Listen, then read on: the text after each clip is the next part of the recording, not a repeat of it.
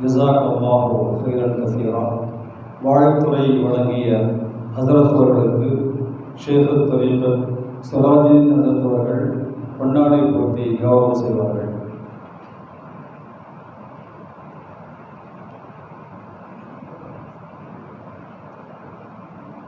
நாரே தக்பீர். அல்ஹம்துலில்லாஹ். இந்த விழாவுடைய சிறப்புரையாற்றுமாறு தாருல் உலூம் சௌதியா அரபிக் கல்லூரியின் ஸ்தாபகரும் ஷேக் தரீகத்துமான மௌலானா மௌலவி அல்-ஹாஃபிஸ் அல்-ஹாஜ் ஹஜ் சிராஜுதீன் அஹ்மது ரஷாதி ஹதரத் அவர்களை சிறப்புரை வழங்குமாறு அன்போடு கேட்டுக்கொள்கிறோம்.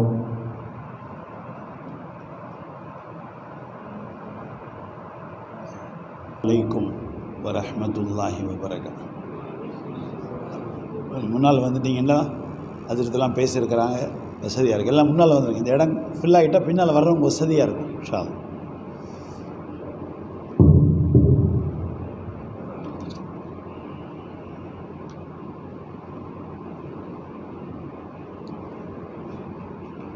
அல்ஹம்துலில்லாஹ். அல்ஹம்துலில்லாஹி நஹ்மதுஹு வ நஸ்தஈனுஹு வ நஸ்தக்ஃபிருஹு வ நு'மினு பிஹி வ நதவக்கலு அலைஹி வ நஊது பில்லாஹி மின் ஷுரூரி அன்ஃபுஸினா வ மின் ஸய்யிஆத்தி அஅமாலினா மன் யஹ்திஹில்லாஹு ஃபலா முضில்ல லஹு வ மன் யுضللஹு ஃபலா ஹாதிய லஹு வ நஷ்ஹது அன் லா இலாஹ இல்லல்லாஹ் வஹ்தஹு லா ஷரீக லஹு ونشهد أن سيدنا نبينا مولانا محمدا عبده ورسوله أرسله بالحق بشيرا ونذيرا وداعيا إلى الله بإذنه وسراجا منيرا. أما بعد، فقد قال الله تعالى عز وجل في كلامه القديم والفرقان المجيد: أعوذ بالله من الشيطان الرجيم. إن أكرمكم عند الله أتقاكم. صدق الله العلي العظيم. وقال نبينا صلى الله عليه وسلم: لا يؤمن أحدكم حتى يكون هواه تبعا لما جئت به، أو كما قال عليه الصلاة والتسليم. صدق رسول الله صلى الله عليه وسلم. سبحان ربك رب العزة عما يصفون وسلام على المرسلين والحمد لله رب العالمين. اللهم صل على سيدنا محمد وعلى آل سيدنا محمد وبارك وسلم. فيها حرز الحماية، لطف الوقاية، عين العناية، بركة الكفاية، سر الولاية، وعلى آله وصحبه في كل أمر وغاية. جزا الله عنا محمد صلى الله عليه وسلم بما هو أهله. اللهم صل على سيدنا مولانا محمد الرؤوف الرحيم ذي الخلق العظيم وعلى آله وأصحابه وأزواجه في كل لحظة بعدد كل حادث وقديم. அல்லாஹுவை போற்றி புகழ்ந்தவனாக நம் உயிரில் மேலான கண்மணி நாயகம் ஸல்லல்லாஹு அலைஹி வஸல்லம் அவர்கள் மீது ஸலவாத்தும் சலாமும் சொன்னவனாக நான் என்னுடைய இந்த உரையை துவக்கம் செய்கிறேன். மிகுந்த மரியாதைக்குரிய சங்கையான உலமா பெருமக்களே, அல்ஹம்துலில்லாஹ், பட்டம் பெறுகின்ற இந்த ஆலிமா, ஹாஃபிதா, காரியாவுடைய பெற்றோர்களே, இவர்களை உருவாக்குவதற்கு பெரும் முயற்சிகளை மேற்கொண்டு இதை நடத்தாட்டி கொண்டிருக்கின்ற அருமையான பிள்ளை மொல்லி ஆஷிக் அவர்களே, அவர்களின் கண்ணியமான குடும்பத்தார்களே, ஆசிரிய பெருமக்களே, மாணவ செல்வங்களே, வருகை தந்திருக்கின்ற ஆண்டோர்களே, அறிஞர் பெருமக்களே, சான்றோர்களே, சமூக சிந்தனையாளர்களே, வாலிபர்களே, அல்ஹம்துலில்லாஹ், ஒரு அழகான மஜ்லிஸில் அமர்ந்திருக்கிறோம். பார்ப்பதற்கு சாதாரணமாக தெரியும். ஆனால் இதனுடைய மதிப்பு அல்லாஹ்விடத்தில் ரொம்ப உயர்ந்தது. இன்றைய நாளில் எத்தனையோ நிகழ்வுகள் நடந்து கொண்டே இருக்கிறது. இந்த உலகத்தில் பல இடங்களில் பலவிதமான நிகழ்வுகள் நடந்து கொண்டே இருக்கிறது. மனிதர்கள் வேக வேகமாக பல வேலைகளில் ஈடுபட்டு கொண்டே இருக்கிறார்கள். காலையில் வருகின்ற வழியில் பார்த்தால் ஆண்கள், பெண்கள், முதியவர்கள், வாலிபர்கள் ஒவ்வொருவரும் ஏதோ ஒரு வேலையில் வேகமாக சென்று கொண்டிருக்கிறார்கள். காலம் ரொம்ப வேகமாக செல்ல வைத்திருக்கிறது. மிக நெருக்கடி என்று மக்கள் நினைத்து கொண்டிருக்கிறார்கள். அல்ஹம்துலில்லாஹ், முஸ்லிம்களாகிய நமக்கு எந்த நெருக்கடியும் இல்லை. நாம் அல்லாஹ்வுக்கு ரொம்பவும் நன்றி செல்ல வேண்டும். 2 வார்த்தைகள் ஆங்கிலத்தில் இருக்கிறது. ஒன்று டென்ஷன், இன்னொன்று டிப்ரெஷன். மூத்த ரொம்ப ஆய்வுக்குரிய ஆலிம்களெல்லாம் இருக்கிறார்கள். இந்த 2 வார்த்தைக்கும் அரபியிலும் வார்த்தை இல்லை, உருதுவிலும் வார்த்தை இல்லை. அப்படியே சொல்லிக்கொள்ளலாம். டென்ஷன் என்றும் டிப்ரெஷன் என்றும் அதையே உருதாக எழுதி கொள்ளலாம் அல்லது அரபியாக எழுதி கொள்ளலாம். 2 மொழியிலும் அது இல்லவே இல்லை. ஏனென்றால் இஸ்லாத்தில் அது இல்லை. நமக்கு எதற்கு டென்ஷன் வர வேண்டும்? நாம் எதையாவது செய்கின்றவர்களாக இருந்தால் டென்ஷன் வர வேண்டும். நம் எதுவுமே செய்ய முடியாதவர், எல்லாம் செய்கின்ற ஆற்றல் மிக்க அல்லாஹ் நம்மோடு இருக்கிறான். எதற்கு நமக்கு டென்ஷன்? வெளியே பார்க்கின்ற பொழுது எப்படியும் எதுவும் தெரியலாம் மற்றவர்களுக்கு, நமக்கு ஒன்றுமே இல்லை. அலைஸல்லாஹு பிகாஃபின் அப்தா, அல்லாஹ் நம்மை பார்த்து தான் கேட்கிறான். அல்லாஹை விட உங்களுக்கு வேறு யாரும் வேணுமா? நமக்கு டென்ஷனே இருக்கக்கூடாது. இந்த மஜ்லிஸுக்கு நாம் வந்ததால் இங்கிருந்து இதை பெற்றுக்கொள்ள போக வேண்டும். நமக்கு டென்ஷனே இருக்கக்கூடாது. இந்த வார்த்தையே சொல்லக்கூடாது. குழந்தைகள் சொல்லுகிறது, ஸ்பெல்லிங் தெரியாது, மீனிங் தெரியாது. நான் ரொம்ப டென்ஷனாக இருக்கிறேன், என்னவென்று தெரியவில்லை. குழந்தை டென்ஷன். ஏனென்றால் பெற்றோர்கள் டென்ஷனாக, பள்ளிக்கூடங்கள் டென்ஷனாக, கல்லூரிகள் டென்ஷனாக, எங்கு பார்த்தாலும் டென்ஷனாக இருப்பதால் அப்படி ஒரு சிந்தனை. முஸ்லிம்களுக்கு டென்ஷனே வரக்கூடாது. இப்பொழுது டென்ஷன் எடுத்துடலாமா? இந்த வார்த்தையவே பயன்படுத்தக்கூடாது. நிறைய விஷயங்கள் பேசுறதுக்கு அதற்கெல்லாம் இருக்கிறாங்க. நான் எப்படியும் வர வேண்டும், வருவது என் மீது கடமை என்று வந்திருக்கிறேன். ஏன்னா என்னுடைய இளைய சகோதரர் தான் மருகும் மௌலவி ஷரஃபுத்தீன் தாவூதி அவர்கள், மௌலவி அப்துல் மாலிக் ரஷாதி அவர்கள், மௌலவி ஷரஃபுத்தீன் தாவூதி ரஹிமஹுல்லா. எல்லோரும் நாங்களெல்லாம் ஒரு குடும்பத்தை சார்ந்தவர்கள். எங்களின் தந்தை வழியிலே உறவினர்கள், ஒரே பக்கத்து கிராமத்தை சேர்ந்தவர்கள். கிட்டத்தட்ட 50 வருடங்களுக்கு மேலாக ஒன்றாகவே இருந்து கொண்டு இருக்கின்றவர்கள். இந்த மதரசாவுடைய துவக்கம் ஆரம்பத்தில் இருந்து இதை பற்றிய தொடர்புகளோடு இருக்கக்கூடிய தௌஃபீக்கை எல்லாம் கொடுத்திருப்பதாலும் இது எப்படி பாதுகாக்கப்படும் என்பதற்கு ஒரு அற்புதமான வரலாற்று பதிவாகத்தான் மௌலவி ஷரஃபுத்தீன் தாவூதியுடைய கண்ணியமான துணைவியார், அவர்களுக்கு கிடைத்திருக்கின்ற மருமகளார், எங்களின் அன்பு சகோதரர் மௌலவி இம்தாதுல்லா சாப் பாக்கவி அவர்களுடைய மகளார். இந்த குடும்பமே அல்லாஹ் கபூல் செய்திருக்கிறான். மதரசாக்கள் நிறைய இருக்கிறது, பெண்கள் மதரசாக்கள், மகளிர் கல்லூரிகள் நிறைய அல்ஹம்துலில்லாஹ் இருக்கிறது. சில குறை நெறிகளெல்லாம் இருக்கலாம், அதையெல்லாம் நாம் விட்டு நிறைவுகளை மட்டுமே பார்த்து அதை மேம்படுத்துவதற்காக நாம் முயற்சிப்பது நம் மீது கடமை.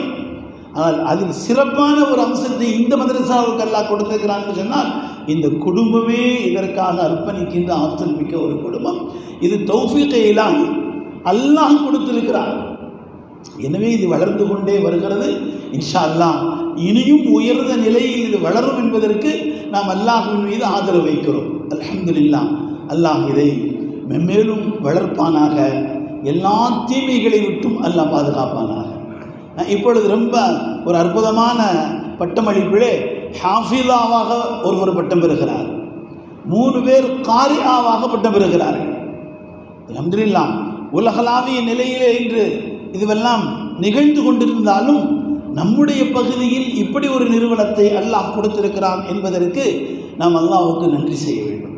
அருமையானவர்களே, குர்ஆனை அல்லாஹ் பாதுகாப்பதாக சொன்னதால் அவன் எப்படி வேண்டுமானாலும் பாதுகாக்கிறான். யாரை கொண்டு வேணாலும் பாதுகாக்கிறார் என்று உலகம் இதற்கு சாட்சியாக இருக்கிறது.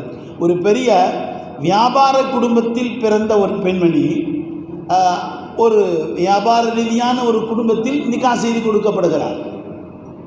ஆச்சரியமாக இருக்கிறது. தான் ஓதிக்கொள்ள வேண்டும் என்று குர்ஆனை ஓத துவங்கியவர் இன்று கிராத்துடைய அந்த 7 பகுதிகளில் ஏறக்குறைய 4 பகுதிகளை முடித்திருக்கிறார். எவ்வளவு பெரிய விஷயம் யோசித்து பாருங்கள்.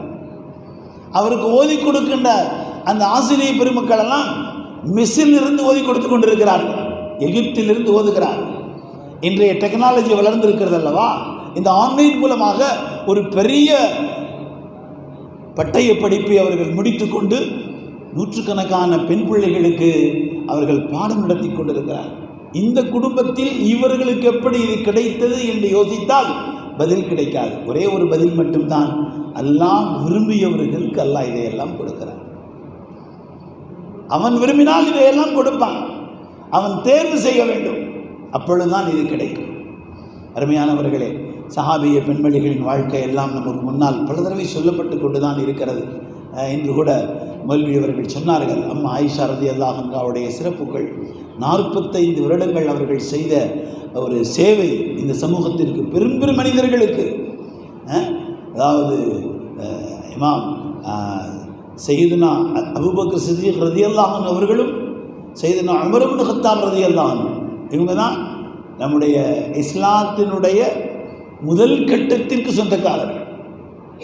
இவர்களுக்கு நிகராக இவரை போன்று அவர்கள் என்று யாரையுமே சொல்ல முடியாது உலகம் முடிகின்ற வரை. வஹதஹு லா ஷரீக லஹு என்று அவர்களை சொல்ல வேண்டும். அவர்கள் தான். ஹஜ்ரத் அபூபக்கர் சித்திக் ரலியல்லாஹு அன்ஹு என்ன சிறப்போ அவர்களுக்கு நிகர் வேறு யாருமே எல்லாம் கொடுக்கல. ஒரு 2வது மனிதர் கியாமத் வரை வரமாட்டார். அதே போன்று தான் ஹஜ்ரத் உமர் இப்னு கத்தாப் ரலியல்லாஹு அன்ஹு. நிறைய நபி தோழர்கள் அப்படித்தான், குறிப்பாக இவர்கள் 2 பேருக்குமே சந்தேகங்களை தீர்த்து வைக்கின்ற இடத்தில் இருந்தவர்கள் தான் அம்மா ஆயிஷா ரலியல்லாஹு அன்ஹா. யோசித்து பாருங்கள், எவ்வளவு பெரிய சிறப்புகளை எல்லாம் அவர்களுக்கு கொடுத்திருந்தால் இந்த பாக்கியத்தை பெற்றிருப்பார்கள். அருமையானவர்களே, இன்றும் கூட அல்லாஹ் தஆலா பல உயர்தரமான பெண்மணிகளை அல்லாஹ் இறை நேசர்களாக தேர்ந்தெடுத்துக் கொள்கிறார். அதன் மூலமாக அவர்களுக்கு பலவித தகுதிகளை கொடுத்து இன்று இந்த சமூகம் அவர்களை கொண்டு பயன்பெற்று கொண்டிருக்கிறது. முகலாய ஆட்சி அவர்கள் செய்த சேவைகள் எல்லாம் வரலாற்று ரீதியாக மறக்கடிக்கப்பட்டு கொண்டிருக்கின்ற காலம். அதில் மிகப்பெரிய ஒரு வருத்தமான செய்தி நமக்குமே தெரியாது. மனிதன் என்று சொன்னாலே குறைகள் இருக்கும், நிறைவுகள் இருக்கும்.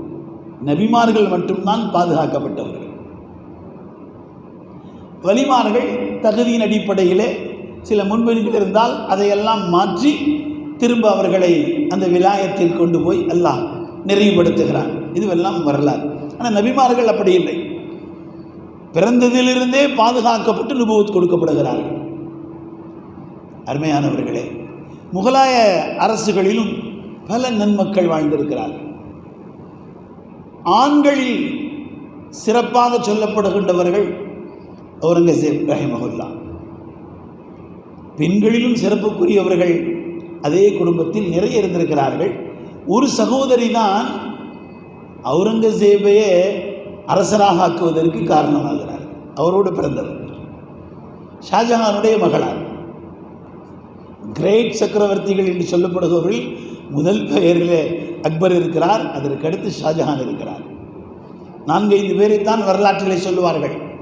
சிலருடைய வாழ்க்கையில் சில முன்பின்கள் எல்லாம் இருக்கலாம், அதையெல்லாம் அல்லாஹ் மன்னிப்பானாக. நாம் அதை பற்றி பேச வேண்டாம். நல்லவர்களும் நல்லவைகளும் மட்டும் பாதுகாக்கப்பட வேண்டும். பல பிரச்சனைகளுக்கு மத்தியில் இந்த அம்மையார் தான் அவுரங்கசீபை அரசராக ஆக்குவதற்கு காரணமாகிறார்கள். அது ஒரு நீண்ட வரலாறு. ஷாஜஹானுக்கு ரொம்பவும் நெருக்கமானவர், பிரியமானவர். ஒரு நாள் ஷாஜஹான் சொன்னார், வரலாறு நமக்கு தெரியுது, நான் நினைவுபடுத்திக் கொள்கிறேன். என்ன சொன்னார்? மகளை அழைத்து, உமக்கு திருமண வயது வந்து விட்டது, நான் திருமணத்திற்கான ஏற்பாட்டை செய்யலாம் என்று ஆசைப்படுகிறேன் என்று சொன்னார். அம்மையார் தன்னுடைய தந்தையிடத்திலே சொல்லுகிறார்கள், நீங்கள் சொல்வது சரிதான், எனக்கு திருமணத்திற்கு முன்பு நான் விரும்புகின்ற ஒன்றை நீங்கள் செய்து தந்தால் அதற்கு பின்பு திருமணத்தை பற்றி பேசலாம். அரச குடும்பம் பிரம்மாண்டமான ஆட்சியை செய்திருக்கிறார்கள். மிகுந்த வசதி வாய்ப்புக்கூட வாழ்ந்திருக்கிறார்கள். நிறைய பேர் நினைப்பாங்க இப்படிலாம் வாழ்ந்தாங்களே, இது அம்மா பின் நியமத் ரப்பிக்க ஃபாதிஸ் தஹஸ்துஸ நியமத். ஃபுகாஹாக்கள் சொல்லுகிறார்கள், நமக்கு நல்லா நிறைய கொடுத்திருந்தால் அதற்கு தகுந்ததை போன்று ஆடைகள் அணிய வேண்டும், அதற்கு தகுந்ததை போன்று நம்முடைய வீட்டமைப்பு இருக்க வேண்டும், அதற்கு தகுந்ததை போன்று நம்முடைய வாகனங்கள் இருக்க வேண்டும். இல்லை என்றால் அல்லாஹ்வுடைய நியமத்தை மக்களுக்கு மத்தியில் காட்டாத குற்றம் என்று சொல்லுகிறார்கள். பிரம்மாண்டமான வாகனங்களில் பயணம் செய்வதை எல்லாம் இஸ்லாம் தடுக்கவில்லை. ஆனால் அது ஆணவத்தை காட்டுவதற்கோ அல்லது வித்தியாசமாக மக்களை உணர்த்துவதற்கோ செய்தால் குற்றம். அது தஹத்துஸ நிஅமத், எனக்கு அல்லாஹ் இதை கொடுத்திருக்கிறான் எனவே இப்படி செய்கிறேன் என்று செய்தால் அது வரவேற்புக்குரியது. இப்படித்தான் முகலாயர்களுடைய ஆட்சியினுடைய அமைப்புகளில் நிறைய இருந்திருக்கிறது. நாம் அதை பற்றியெல்லாம் இப்பொழுது போக முடியாது. இந்த அம்மையார் என்ன சொன்னார்கள், தந்தை இடத்திலே நான் ஒரு ஆசை வைத்திருக்கிறேன், நிறைவு செய்து விட்டால் திருமணத்தை பற்றி பேசலாம். தந்தை நினைத்தார் ஒரு பெரிய முத்து மாலை கேட்குமோ அல்லது ஒரு பெரிய டெபாசிட், இத்தனை டன் தங்கம், இதுவெல்லாம் அவர்களுக்கு ரொம்ப சர்வசாதாரணம் என்று நினைத்த பொழுதுதான் அந்த அம்மையார் சொன்னார்கள், நீங்கள் வாழ்ந்து கொண்டிருக்கின்ற இந்த பகுதியிலே ஒரு மஸ்ஜித் கட்ட வேண்டும் என்று சொன்னார். ரெட் ஃபோர்ட் அமைத்திருக்கிறீர்களே செங்கோட்டை, இதற்கு பக்கத்திலே ஒரு இடத்தை, அதற்கு அந்த நேரத்தில் ஷாஜஹானாபாத் என்று பெயர், இங்கே ஒரு மஸ்ஜித் கட்ட வேண்டும் என்று சொன்னார். அவர் யோசிக்கிறார், இது என்ன ஒரு பெரிய விஷயமா, மஸ்ஜித் கட்டிடலாம். அந்த மாதிரி சொன்னாங்க, நான் சொல்வதை போன்று மஸ்ஜித் கட்ட வேண்டும். அப்போ கட்டுமானத்திற்கான எல்லாரும் வந்துட்டாங்க. ஈரானிலிருந்து அதற்கான கட்டுமானவர்கள் எல்லோரும் சம்பந்தப்பட்ட எல்லாரும் வந்துட்டாங்க. தினமும் அதனுடைய கட்டுமானத்தினுடைய துவக்கம் துவங்கியதிலிருந்து அந்த ஃபவுண்டேஷன் உயர்த்தப்பட்டு கொண்டே இருக்கிறது. மகளிடத்திலே கேட்பார், மகள் திரைமறைவில் தான் இருக்கிறார்கள், இங்கே வரமாட்டார்கள். தந்தையிடத்தில் சொல்லுவார்கள், இப்படி வேண்டும் இப்படி வேண்டும்.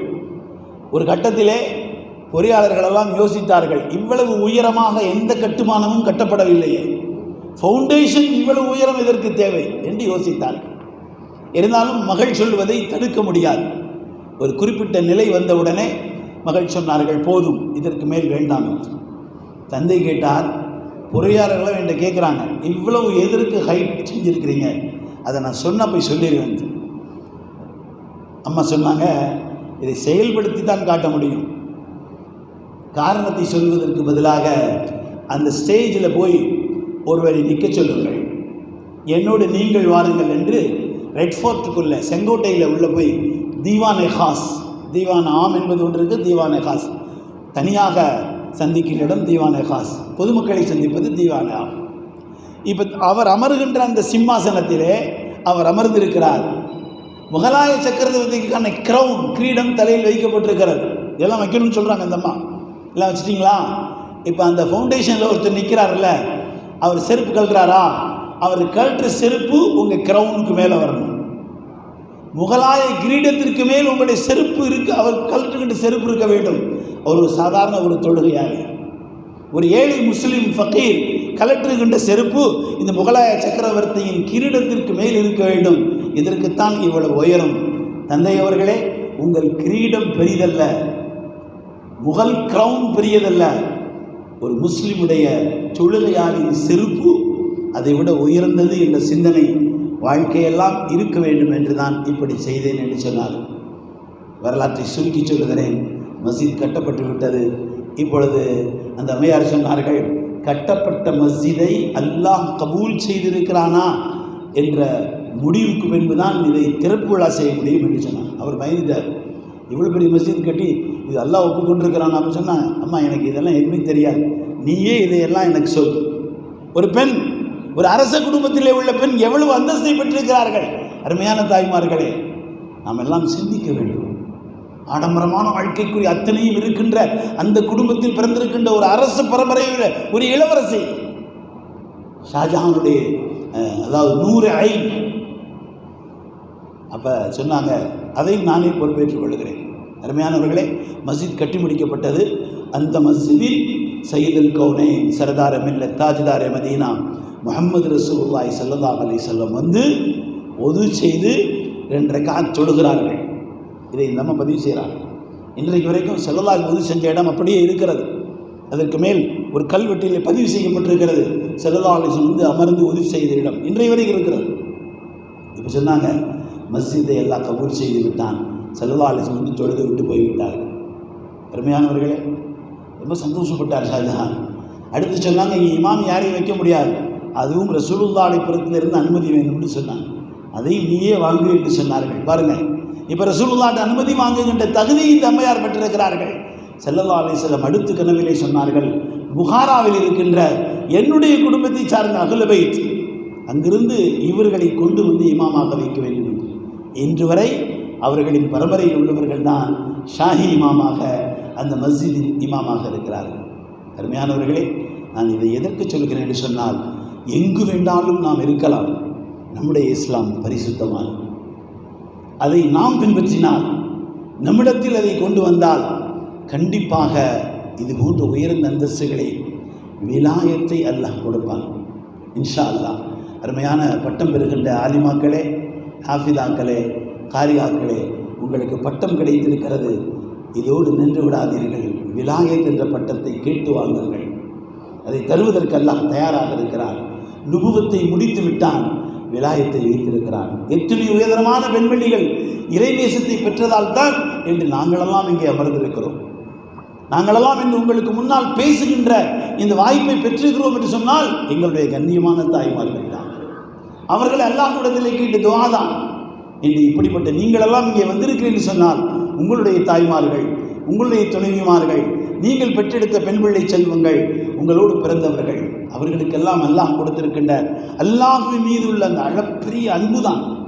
அவர்கள் அல்லாஹ் மீது வைத்திருக்கின்ற கொஞ்சமும் குறைவில்லாத அந்த அன்பின் காரணமாகத்தான் இப்படிப்பட்ட வேகமான காலத்தில் கூட ஒரு சிலராவது இங்கே வருகின்ற ஒரு பாக்கியத்தை பெறுகிறோம். அல்ஹம்துலில்லாஹ் 9 ஆலிமாக்கள் பட்டம் பெறுகிறார்கள், ஒரு ஹாஃபிதாவாக ஒரு சகோதரி பட்டம் பெறுகிறார்கள், 3 காரியாக்கள். இது ரொம்ப பெரிய ஒரு பாக்கியம். நம்முடைய பக்கத்து நாட்டிலே வாழ்ந்து கொண்டிருக்கின்ற ஒரு மிகப்பெரிய ஷேഖு தரீகத் பீர் ஜுல்ஃபிகார் சாப் தாமத் பரகாத்துஹுல் ஆலியா பல நிகழ்வுகளை அடிக்கடி சொல்லுவார்கள். அற்புதமான சொற்றொடர்களை எழுதியிருக்கிறார்கள். அவர்கள் பெரிய மனிதர். அவர்கள் சொன்னார்கள், திருக்குர்ஆனை ஒரு நாளைக்கு ஒரு தடவை ஓதி முடிக்கின்ற நிறைய பேர் இருக்கிறார்கள், அதில் 4 பெண் மக்கள் போற்றுதலுக்குரியவர்கள் என்று சொன்னார்கள். ஒன்று வயதான ஒரு பெண்மணி, இன்னும் 2 பேர் நடுத்தரமான பெண்மணிகள், இன்னொருவரோ 26 வயதிலிருந்து 30 வயதுக்கு உட்பட்டவர். இவரை பற்றி மட்டும் நாம் யோசிக்கலாம். இந்த அம்மையார் கேன்சருடைய 4வது ஸ்டேஜை அடைந்தவர்கள். மருத்துவர் சொன்னார், அதிகபட்சம் உங்களுக்கு 1 மாதம் தான் வாழ்க்கைக்குரிய காலம். மருத்துவர் அப்படி தான் சொல்ல முடியும். இதை சொன்னார். இந்த அம்மையார் கணவரிடத்தில் அனுமதி கேட்டார்கள். நான் தினமும் ஒரு குர்ஆனை ஓதத் துவங்கலாம் என்று நினைக்கிறேன். என்னால் மருத்துவ ரிப்போர்ட் படி நான் இறந்து போவதற்கு 1 மாதம் தானே அவகாசம் இருக்கிறது. கணவரும் அனுமதி கொடுத்து விட்டார்கள். குர்ஆனை ஓதத் துவங்கினார்கள். ஒரு நாளைக்கு ஒரு குர்ஆன் இன்று வரை ஓதிக்கொண்டிருக்கிறார்கள். இன்னும் அவர்களுக்கு மரணம் வரவில்லை. அருமையான தாய்மார்களே, எவ்வளவு பாக்கியம் என்று பாருங்கள். குர்ஆனை ஓதுகின்றவர்களாக நாம் ஆகிவிட்டோம் என்று சொன்னால், இன்று பாக்டீரியா 2 வகையில் இருக்கிறது. ஒன்று பாவத்தின் மூலமாக, இன்னொன்று சுற்றுச்சூழல் மூலமாக. சுற்றுச்சூழலுடைய பாக்டீரியாக்களுக்கு எப்படியெல்லாம் முயற்சிகள் செய்ததை இல்லாமலாக்கி விடலாம். ஆனால் பாவத்தின் அந்த பாக்டீரியாக்களை போக்குவது என்பது இன்று மிக அவசியம். அதற்கு கிடைத்திருக்கின்ற மிகப்பெரிய சொல்யூஷனே குர்ஆன் தான். அதை ஓத துவங்கிவிட்டோம் என்று சொன்னால் நிச்சயமாக ஒரு பெரிய எதிர்ப்பு சக்தி ஏற்பட்டு நம்முடைய குடும்பங்கள் எல்லாம் பாதுகாக்கப்பட்டுவிடும். ஃபோன் என்பது ஒரு மிக மோசமான ஒரு பொருள் தான். ஆனால் வேறு வழி இல்லை. அது வேண்டாம் என்று யாரிடத்திலும் சொல்ல முடியாது. அது இல்லை என்று யாரும் சொல்வதும் நாம் நம்ப முடியாது. வைத்துத்தான் ஆக வேண்டும், உபயோகித்துத்தான் ஆக வேண்டும். உபயோகிக்கின்ற முறைகளை மாற்ற வேண்டும். நேற்று நான் ஒரு இடத்தில் அமர்ந்திருந்தேன். ஒரு சின்ன குழந்தை 2.5 வயது இருக்கும். அந்த குழந்தை என்னிடத்தில் கேட்டது, ஃபோனில் நான் சூரத்துல் ஃபாத்திஹாவை ஓதுகிறேன், அதை பதிவு செய்து என்னிடத்தில் திரும்ப காட்டுங்கள் என்று அந்த குழந்தை சொன்னது. நான் அப்படியே செய்து காட்டினேன். அது ஓதியது, அது பதிவானது. திரும்ப அந்த குழந்தை அதை கேட்ட உடனே அதற்கு மகிழ்வு தாங்க முடியவில்லை. நான் ஓதுவது சூரத்துல் ஃபாத்திஹா என்று ஆச்சரியமாக அதை 2-3 தடவை கேட்டது. அதனுடைய இன்னொரு இளைய சகோதரி இருக்கிறது, அதற்கு வயது 1 வயதை கொஞ்சம் தாண்டி இருக்கலாம். அந்த குழந்தை என்ன செய்கிறது என்று நான் பார்க்கிறேன்.